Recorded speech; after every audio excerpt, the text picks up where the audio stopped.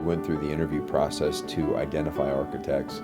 One of the key factors that we were looking at was attention to what our needs were, as opposed to someone who was going to design to what they typically design or want to design. One of the things that I found very important with Hendy was, or one of the reasons why we selected Hendy, we would get the attention that we wanted, and they really spent a lot of time and energy with us that I felt like we may not have had given the size of our project.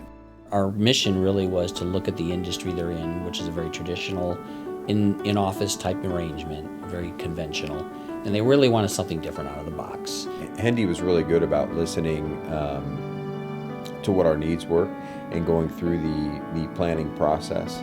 The planning process that we had gone through before was basically moving furniture into space, not really redesigning the space. And so as we went through the redesign, it really took a lot of deep thought into how are we going to operate differently in the future compared to what we do today. So we kind of started to create an inside-out plan where there is no private offices per se. Everybody is in workstations, but it's supplemented and it's supported by quite a number of workrooms that people go into for privacy when you need it. The idea is that if you're in the open, you can hear, you can collaborate, you get by osmosis a lot of what you do for a living, and that's what they were after.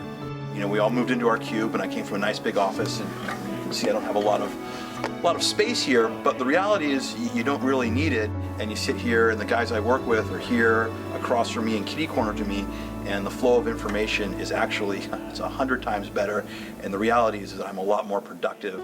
So the concept work, it really has developed well. The collaboration is there. The space has a lot of energy. That has a lot to do with the color, the brightness, the clean, crisp lines.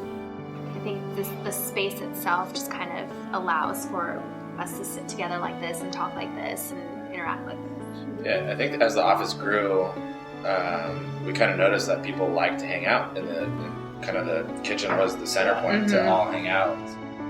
Now they have a showpiece and they're pretty proud of it. They've adjusted their work habits, they've adjusted their voice patterns, and it's all starting to work. And you're seeing a lot more of this in the industry.